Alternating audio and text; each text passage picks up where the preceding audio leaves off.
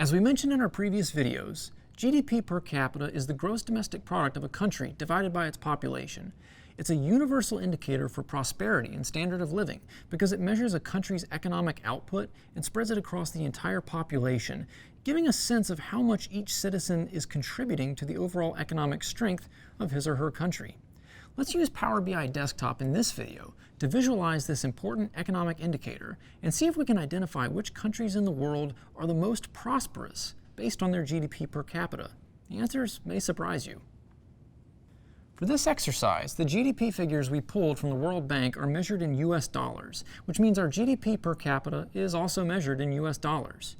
We need to make sure the data in our report represents the data as US dollars, or else someone might mistakenly think we're using euros or British pounds or Turkish lira or some other currency. When you're dealing with currency data, it's always good to be precise and tell Power BI exactly which type of currency we're working with, so we don't run the risk of confusing our audience. To do so, we're going to click on GDP in our Fields pane, then go to the Measure Tools tab on our ribbon, and find the dollar symbol. By clicking the down arrow next to the dollar symbol, we can see a menu of all the currency symbols to choose from in Power BI. And for this exercise, we'll select the English United States option.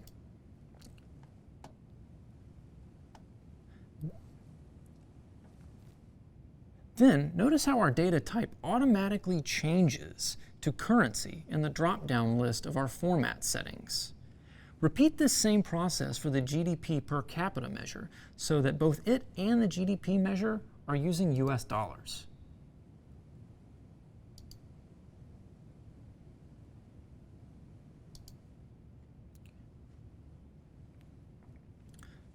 Note that this feature only changes the currency symbol. It does not change how the currency itself is calculated. Changing the calculation would require Power BI to know the original currency of the data and the exchange rate between that currency and any other currency at a specific point in time.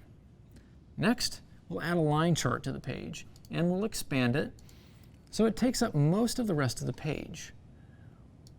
We want it to be big because our x-axis needs to display almost 60 years worth of data. Then we'll go to our indicators table and drag the year field onto our axis, put our GDP per capita measure into the values, and we'll put country from our countries table into the legend. That's right. Thanks to the relationship we created between our countries table and our indicators table, we now have the ability to create visuals in Power BI that rely on data from 2 or more queries. At this point, since we already have selected the United States from our chiclet slicer, our chart should be displaying only one line. And from looking at the legend below our chart title, we can confirm that it is showing us the United States. Let's also add a clustered column chart below our line chart. And on this column chart, we'll do pretty much the same configuration. We'll do year on the x-axis, country in the legend, but we'll put population in the values section. Finally, let's add another line chart for GDP. We'll once again put year on the axis and country in the legend, but we'll put GDP in the values. We'll want to stack these 3 charts on top of each other so we can easily do a side-by-side comparison, so we need to size them appropriately. We'll go into the general properties of each chart and change its height to 240 pixels so that when they all stack on top of each other, they'll add up to 720 pixels, which is the height of our page.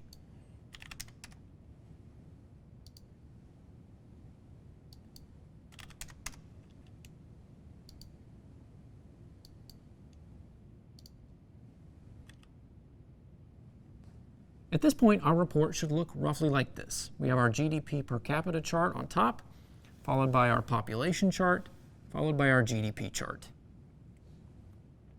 Now, let's see how using our chiclet slicer allows us to compare the United States with other countries.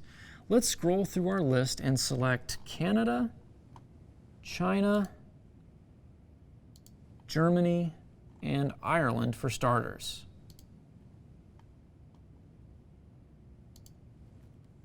And watch how our charts change. This is where the direction of our relationship that we talked about in our last video comes into play. Remember that this is a one-to-many relationship, where our countries table has one row per country, but our indicators table has many rows per country. Our slicer is filtering the countries table, and that country filter is propagating to our indicators table by way of that one-to-many relationship. Notice how the color of each country is consistent across all charts. This means we can actually remove the legend from 2 of our 3 charts because the colors will always be the same. So let's turn off the legend in the bottom 2 charts.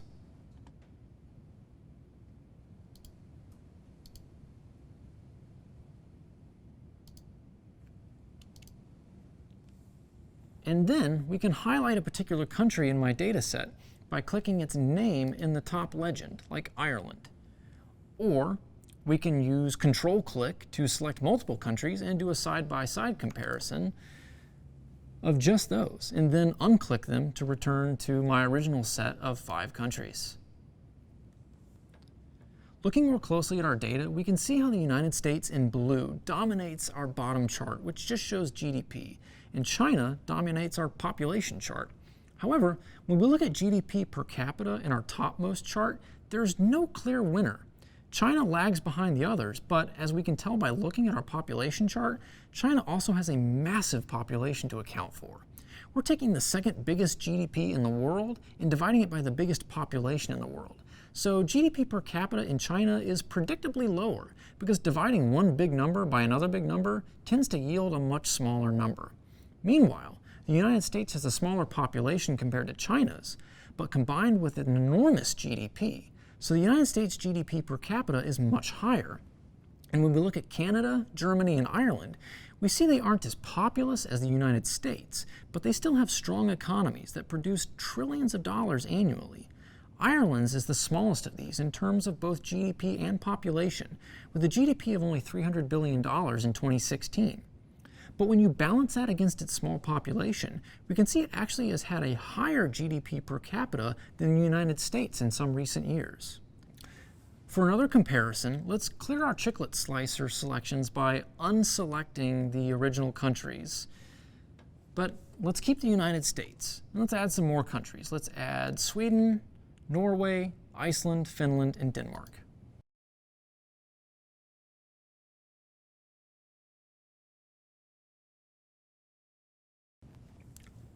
Now we're comparing the United States to the countries of Scandinavia.